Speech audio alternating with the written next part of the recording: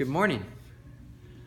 So, you've probably heard before older people say, if I knew then what I know now, and it's like they're reminiscing about the physicality they had in their youth, and if they had like that kind of speed and strength and energy and sharp cognitive function and everything, but they had the wisdom they feel they attained over the years of life experience, that they would be on much better track than they were before. And that's because for a majority of us, you get out of high school and either you go to college or you go straight into the workforce.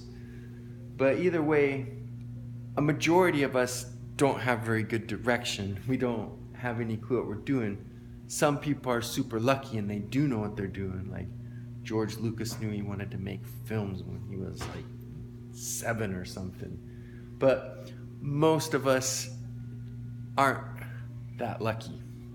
So if you're young and you have no direction, you feel like you're going through life without a compass or a road map or GPS or whatever, here are 3 things that I think can kind of help you out. Because rather than go to the school of hard knocks and learn from your own mistakes and your own failures, it's smarter to see somebody who has achieved what you already want to achieve and learn from their failures and their mistakes and their innovations and their shortcuts. So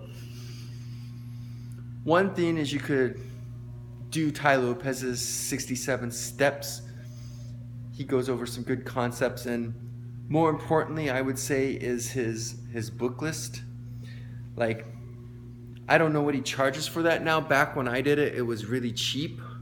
It's like, I don't know, like $70 a month, and it only took 2 months to go through it. So, I mean, that might sound expensive to you, but if you needed a roadmap, if you needed direction, that'd be a small price to pay to have like somebody who has achieved success and someone that's been reading a book a day forever and figured out what books have the most value to offer and just put that book list. Like, the book list alone is worth that. Now, a much cheaper way, if you don't want to do that, you may have seen in my book reviews, I reviewed a book by Durant called The Greatest Minds and Ideas of All Time.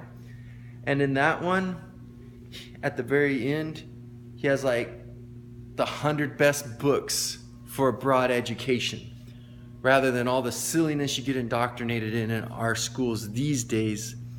This was like really, really cool stuff where you would have like a real broad knowledge of a lot of important subjects and stuff. So I recommend getting that book, looking at that book list, and then slowly just taking those books out. Like, if you could do one a week, it would only take you a couple years to go through that list, and that wouldn't be that hard. Like, you could probably do that and just in a couple hours a night on average, and that would be a really good use of your time, a really good investment in yourself. And then my third option would be get Tim Ferriss's book, Tools for Titans.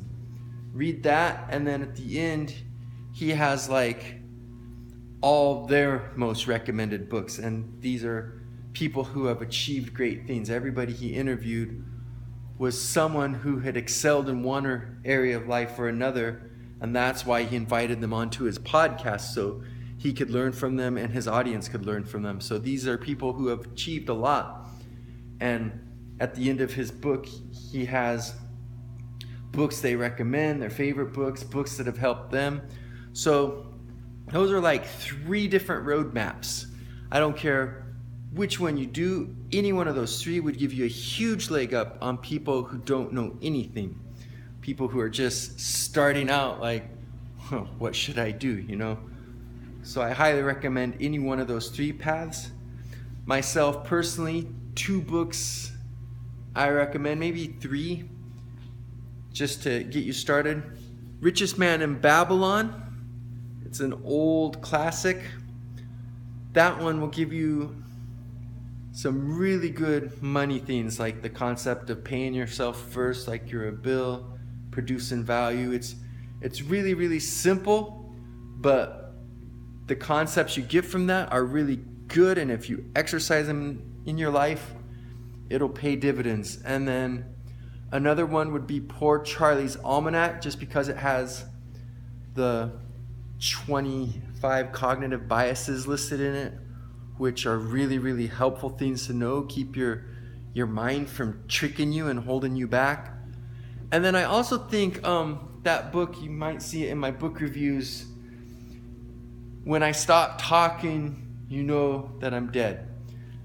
I like that one because it kind of shows how it's not very organized. Like, a lot of people do analysis paralysis before they actually take action because they want to be as prepared as possible and prevent as few mistakes as possible. But life isn't clean and simple like that. Like, there's a lot of guesswork and just throwing stuff out there and seeing what sticks to the wall. And his book does a good job of showing how it's not like he had a clear-cut plan, but he took action, and then he would learn things, and he would just keep taking that knowledge with him to the next place. And he would work hard and have a lucky break, and work hard and have a lucky break and pull through.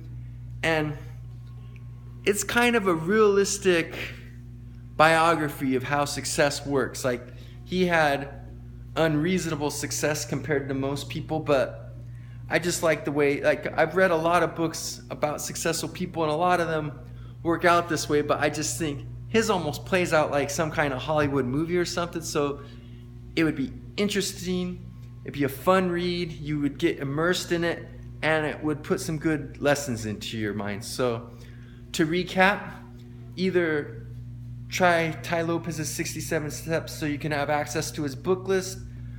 Look at the book list in Durant's The Greatest Minds and Ideas of All Time book, or go to the end of Tim Ferriss's Tools of Titans and look at all the books that were listed by all the people he interviewed, and that could give you a good roadmap as a young person to have a little bit more direction. You can learn from people who've already tried things, who've already failed. That way you don't have to fail to learn those same lessons. So hopefully that helps you out.